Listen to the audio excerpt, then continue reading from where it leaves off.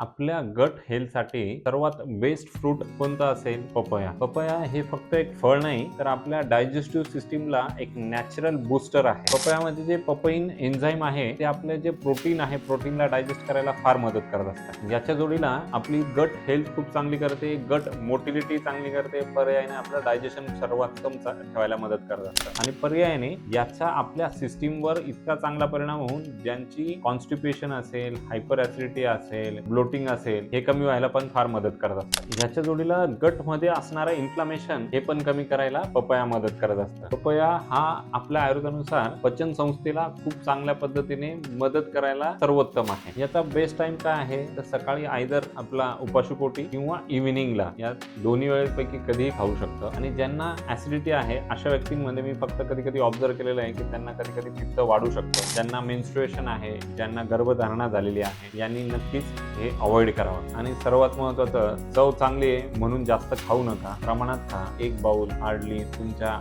भुकेनुसारच खा. पचन संस्थेला ओव्हरलोड करू नका. आणि आपली गट सिस्टीम स्ट्रॉंग करायची असेल तर आहारात पपई घ्या, पण प्रमाणात.